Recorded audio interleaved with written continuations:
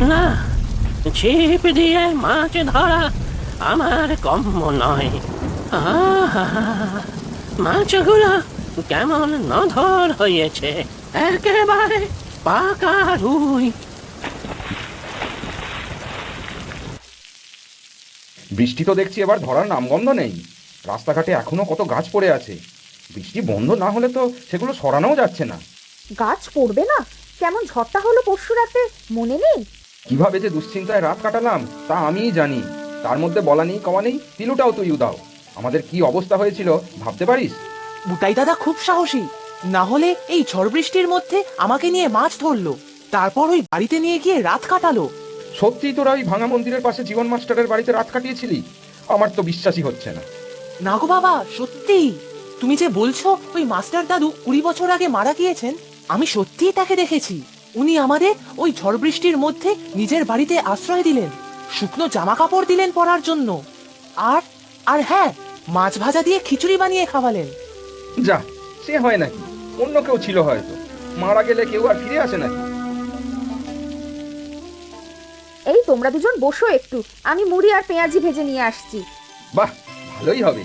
মুড়ি আর গরম গরম পেঁয়াজি। কাল তোমাদের জন্য তো মাছ ভাজা দিয়ে দিয়েছিলেন ওই মাস্টার দাদু, কি খাওনি? সে তো খেয়েছিলাম, চমৎকার মাছ। বলেছিলি তো বুটাই ধরেছে। হ্যাঁ, বুটাই দাদা ধরেছিল। তারপর আমরা ঝড়ের মধ্যে ছুটতে ছুটতে এসে বটগাছ তলায় দাঁড়িয়েছিলাম। চারদিকে বাজ পড়ছিল, বিদ্যুৎ চমকাচ্ছিল। ভাগ্যিস দাদু এসে আমাদের উদ্ধার করে ওনার বাড়ি নিয়ে গিয়েছিল। তোমাদের ওই জীবন মাস্টার মশাই এখন ভূত হয়ে আছেন ওই বাড়িতে। খুব ভীতু হচ্ছিস তুই। কাল ফিরে আসার পর থেকেই শুধু ভূত ভূত করছিস। নিশ্চয়ই অন্য কোনো লোক এসে আস্তানা পেতেছে ওই মাস্টার মশাইয়ের ছাড়া বাড়িতে। ও বাড়িতে তো কেউ থাকে না জানতাম। ওনার নাতিও কাজের জন্য বাইরে থাকে। না গো বাবা, ভূতই ছিল। প্রথমে ভেবেছিলাম বুঝি মেছো ভূত, তারপর দেখলাম মাস্টার ভূত। তবে দাদুটা খুব ভালো, আমাদের কত যত্ন করলেন। আচ্ছা, আজ বৃষ্টি কমলে তোকে নিয়ে যাব ওই মাস্টার মশাইয়ের বাড়িতে। দেখবো কোথায় কোন ভূত থাকে। না না বাবা, আমি আর যাব না ও বাড়িতে, আমার খুব ভয় লাগবে। ভয় কি, আমি তো থাকবো। আর চাইলে বুটাইকেও নিয়ে চল। চোখের সামনে যখন দেখবি কেউ কোথাও নেই, তখন তোর ভয় ভাঙবে। ঠিক আছে, বুটাই দাদা গেলে আমি যাব। দাদা খুব সাহসী। কখন যাবে বাবা? দেখি, মনে হচ্ছে দুপুরের পরে বৃষ্টিটা কমবে, তারপর যাব।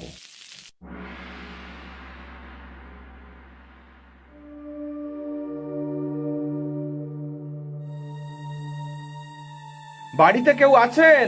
কেউ আছেন নাকি? এই সর্বনাশ, এখন আবার কারা এলো? যত সব ঝামেলা। দেখছিস তো কেউ নেই এখানে। না না কাকু, এখানে ওই মাস্টার দাদু মানে মাস্টার ভূত থাকে। আমরা তো পরশু রাতে এখানেই ছিলাম। দেখছো না বাবা, বাড়িটা কেমন ভাঙা চোরা, ভূতের বাড়ি। কেউ থাকে না বলেই তো এই অবস্থা। চলো কাকু, আমরা ভেতরে যাই। কিন্তু দরজা তো বন্ধ। আমি সব জানি, তালা দেওয়া নেই, ধাক্কা দিলেই খুলে যাবে।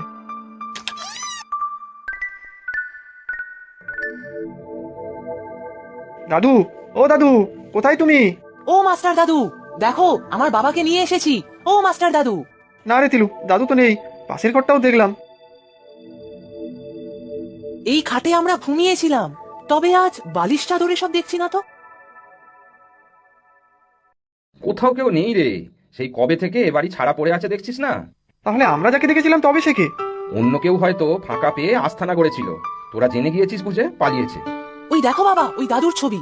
হ্যাঁ, এটাই তো জীবন মাস্টার মশাইয়ের ছবি। এনাকেই দেখেছি বাবা। কি তাই না বুটাই দাদা? হ্যাঁ কাকু, এনার সাথেই আমাদের পরিচয় হয়েছিল, তবে আজকে নেই কেন? আচ্ছা বাবা, সব বুঝেছি। চল এবার বাড়ি চল, কেউ কোথাও নেই। আর তিলু, তোর আর ভয় নেই তো? মাথা থেকে এবার এসব বার করে দে তো। চল বুটাই, বাড়ি যাই। ভাঙা মন্দিরটা ঘুরে গেলে হতো না কাকু? আজ নয়, সন্ধে হয়ে যাবে। সাপ খোপ থাকতে পারে, পরে একদিন না হয় আসবো। সেই ভালো, অন্যদিন আসবো। চলো বুটাই দাদা। তোমারও সাহসের বলিহারি। কথা নেই বার্তা নেই, মাথায় ঢুকলো আর সঙ্গে সঙ্গে চলে গেলে এই ভূতের বাড়ি। তাও আবার ছেলে দুটোকে সঙ্গে নিয়ে। কিছু বিপদ যদি হতো? বিপদ হবে কেন খামোকা? আর ভয়ের কারণ দূর করতে না পারলে মন থেকে ভয় দূর হবে কি করে? ঠিক বলেছ কাকু, আমার কিন্তু একটুও ভয় করেনি। আমার একটু ভয় ভয় করছিল। তবে এখন লুচি আর আলুর দম খেয়ে আর ভয় নেই।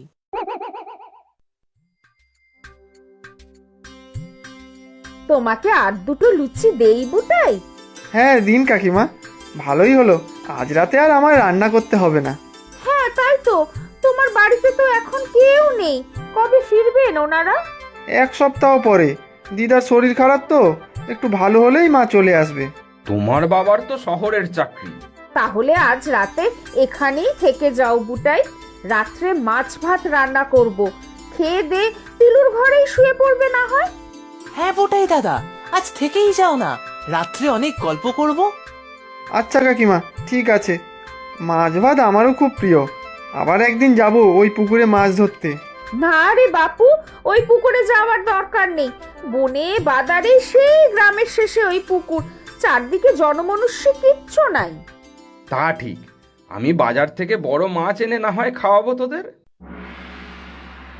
কি বুঝলে বুটাই দাদা, ওই দাদু ভূত তো আজ পুরো গায়েব, দেখাই দিল না আমাদের। মনে হচ্ছে কাকু ছিল বলে আসেনি, অথবা বাইরে বেড়াতে গিয়েছিল হয়তো। বাবা যাই বলুক, ভূত তো একটা ছিলই সেই রাত্রে। তবে আমাদের কত যত্ন করে খিচুড়ি আর মাছ ভাজা রেঁধে খাইয়েছিলেন।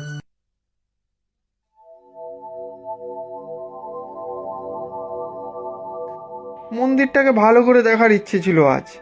আজ তো অন্ধকার হয়ে গিয়েছিল, পরে একদিন যাব দিনের বেলায়। চল, যাবি এখন চুপি চুপি মন্দিরটা ঘুরে আসি। ওরে বাবা সর্বনাশ, কি বলো এসব? এই রাত্রে ঘর থেকে বেরোনোর কথাও বলো না। কেন, কি হবে? টর্চ আছে তো, কিচ্ছু হবে না, চল তো। ও বুটাই দাদা, এসব করো না।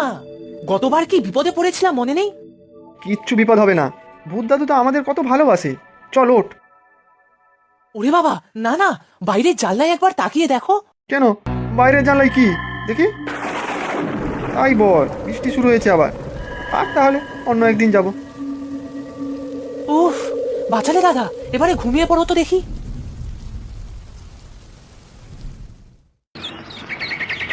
কাকিমা, আমি আসছি তাহলে, পরে আসবো, তিলুকে নিয়ে ঘুরতে যাব। শোনো বাবা বুটাই, তোমরা দুজন যেখানে খুশি যাও, তবে এই পুকুরের দিকে যেও না যেন, ওদিকটা আমার ভালো লাগে না, কেমন যেন হাওয়া বাতাস চলে। আচ্ছা কাকিমা, ওদিকে তাহলে যাব না। আহারে, পুকুর ভর্তি মাছ, আর ধরার কেউ নেই রে। এদিকে মাছ না খেয়ে তো আমার মুখে অরুচি হয়ে গেল। ওই ছেলে দুটো, কি যেন নাম? হ্যাঁ, তিলু আর বুটাই, ওরাও যে আর আসে না এদিকে। নাতিটার কথা মনে পড়ছে আজ খুব। হ্যাঁ, তোমাকে তো আমি চিনি, তুমি তো আমাদের জীবন মাস্টার মশাইয়ের নাতি, বাইরে থাকতে। হ্যাঁ, ঠিকই বলেছেন। আসলে আমি বাইরে পড়াশুনো করতে গিয়েছিলাম, এখন ওখানেই চাকরি পেয়েছি। সে তো শুনেছি। এসো এসো, ভেতরে এসো।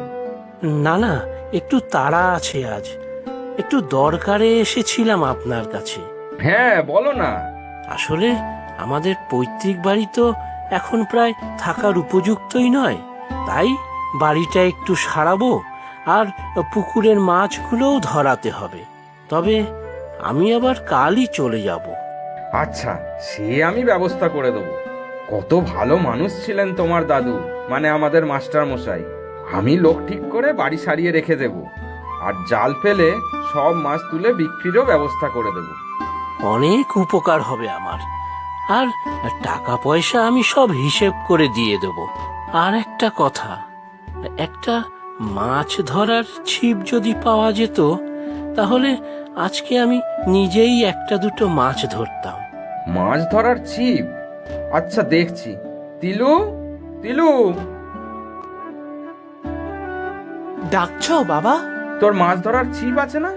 আমার কাছে তো নেই, তবে বুটাই দাদার কাছে আছে, নিয়ে আসবো। হ্যাঁ যা, দেখ যদি বুটাইও আসে, তাহলে আমরা তিনজনও সাথে যেতাম। কিন্তু আমার তো আবার বেরোনোর ছিল। না না, ঠিক আছে, ওরা দুজন গেলেই হবে। তুমি তো দাদা আমাদের মাস্টার দাদুর নাতি। হ্যাঁ, আমার নাম রবি, তোমাদের নাম আমি জানি। তুমি বুটাই, আরও তিলু। তুমি আমাদের নাম জানলে কি করে? বাবার কাছে শুনেছো তাই না রবি দাদা? হ্যাঁ, আমি মাছ খেতে খুব ভালোবাসি, তাই তো তোমাদের নিয়ে এলাম ধরার জন্য। তুমি বুঝি মাছ ধরতে পারো না? হ্যাঁ ভাই, সব পারি, শুধু মাছ ধরতেই পারি না। ছোটবেলায় একবার বড় মাছ আমার বড়শিতে গেঁথেছিল। মাছটা এমন টান মারলো আর আমি পড়লাম জলে।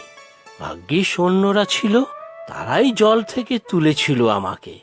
সেই থেকেই ভয়। বুটাই দাদা, মাছ টানো টানো। আবার বড় মাছ মনে হচ্ছে। এই পুকুরে সবই বড় মাছ, কেউ তো ভয় এদিকে বড় আসে না মাছ ধরতে।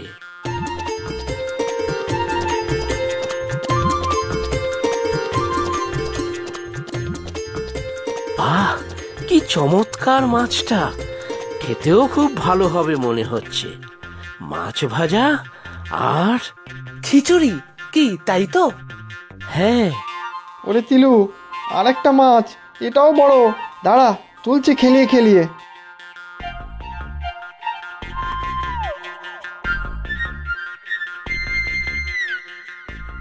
ব্যাস, আজকের জন্য যথেষ্ট।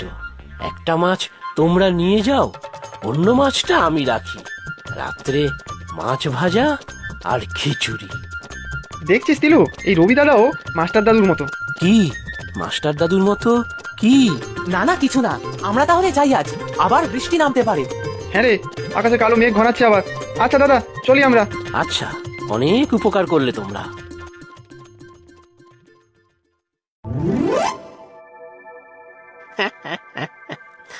ব্যাস, মাছটা পাওয়া গেল। আজকের মতো শান্তি। ভারী ভালো ছেলে এই তিলু আর বুটাই। ওদের দেখে আমার নাতির কথা খুব মনে পড়ে। কবে যে আসবে ও আমাকে দেখতে।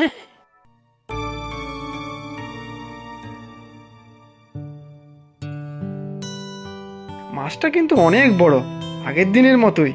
দেখলে বুটাই দাদা, রবি দাদাও কিন্তু ওর দাদুর মতো মাছ পাগল। আমি তো তখন মুখ ফসকে ওকে মেছো ভূত বলেই ফেলেছিলাম প্রায়। মাস্টার ভূতের নাতি মেছো ভূত। ও দাদা, বৃষ্টির ফোঁটা পড়ছে তো, চলো দৌড়ো।